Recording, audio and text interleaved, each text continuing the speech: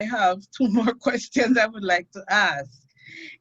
Well, we know that we are descendant from Jamaican, but since you're a Jamaican, can you tell us if they really know about us, of these immigrants and the descendants in Costa Rica?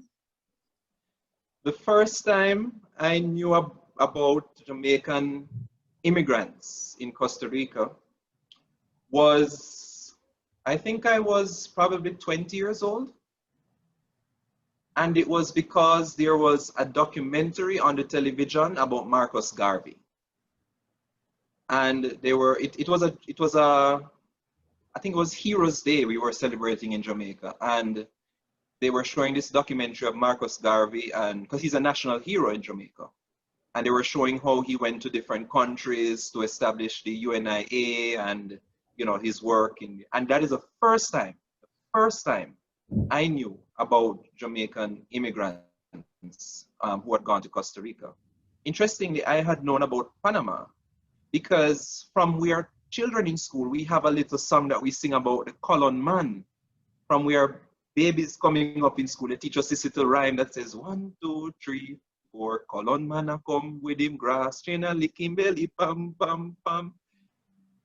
And I learned that song from I was in kindergarten growing up. And we learned that the colon man was the man who went to Colon in Panama and came back with all his wealth and riches and didn't even know how to manage it. And he was showing off on everybody that he had a good gold watch and a good gold chain. But, that was as much as it went. But as beyond Panama, nothing. There's no knowledge of this. Many people, even persons who are, let's say, in their ripe years, in their 80s and so forth, are only knowing about the Jamaican descendants in Costa Rica because of me. They'll see me post things on my social media accounts, and they'll be like, "Are you in Jamaica?" And I'm like, "No, I'm in Costa Rica." And so that's how they know. So it's very unfortunate that many, many Jamaicans, most Jamaicans do not know about you guys here in Costa Rica. Yeah. Yes, that is very sad. I'm hurt. I'm hurt to hear that. But anyway, that's the reason why we are doing work like this, so that they know and they start coming and look for their grandchildren. One last Exactly. question. One last question. Within the COVID, we are in this pandemic. So the whole issue now about home remedies, is a discussion now. So could you speak to us about those home remedies that are used in Jamaica? And then I will tell you if it's similar to what we use here. Oh, wow. That's a very loaded question because there's so much, so many, so many. Well, just a few. But Just mention a few. interestingly, every pandemic, epidemic that comes out, Jamaicans have a remedy. So for example, now with this COVID-19, already there's a remedy that Jamaicans are using. And these are remedies coming from way back. And so they tell you that for the COVID, you need to get some fever grass. Sure, you know the fever grass. Ah, yes, You yes. get some lemon, some honey, some garlic, ginger, and mix that. Oh, an orange peel, and mix all of that together, and you drink that, and you're fine. That's what they say. So, but those ingredients that I just told you are ingredients that we use normally. These are common ingredients: garlic tea, ginger, some little ginger tea, fever grass tea. Now, in addition, we have things like leaf of life. I don't know what you call it here, but I think I've seen it in Limon, right? We have something we call busy. It's a nut. I call it, right name of it is a koala nut. And we use that whenever you're poisoned. You just grate a little of that koala nut, you mix it in some hot water and you drink it. But you can drink it outside of that also. It's a tea.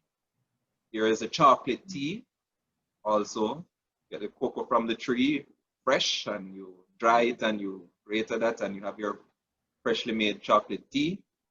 I can think about dandelion. It's that. There's another one called spirulina, Irish mush.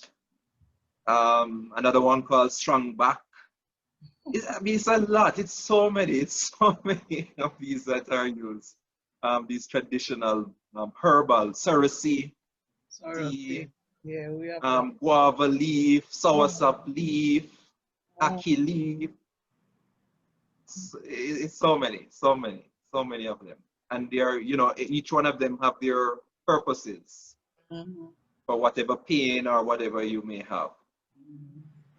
Well, I think that is one of the strong traditions that they brought over, because today we still have the fever grass, sorosy. Well, is the queen of the herbs for the especially the Afro limonensis, the sorosy. We use that to clean out your system, for tea, for everything, right? And some of them that you mentioned there, I can't remember. We have the dandelion. I remember using dandelion for cold for my child when he was a little boy. The guava leaf and all the leaf them. And any tree you have in your yard, that is what you use for tea. So yes, so I think yes, so we still have a little of that that we preserve from those immigrants. So Diana, I don't know if you Right. have anything else to say for us to close, but thank you so much for what you share with us today. I know that people is going to enjoy this information. Yeah, thank you so much for this little time and bringing us together back to Jamaica. I felt back in Jamaica, especially with the food listing. So thank you so much, and Reverend Daren Evans, for being with us and sharing your beautiful and our beautiful culture. Thank you. It's my pleasure. Thank you for having me anytime. Thank you. Thank you. Yes. Aho, iaho. Aho, iaho.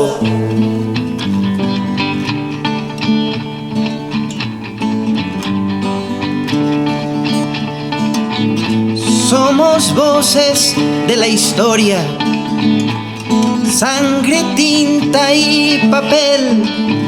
Somos voces de la historia, mis ancestros, su saber, mis ancestros, su saber, mis ancestros, su saber.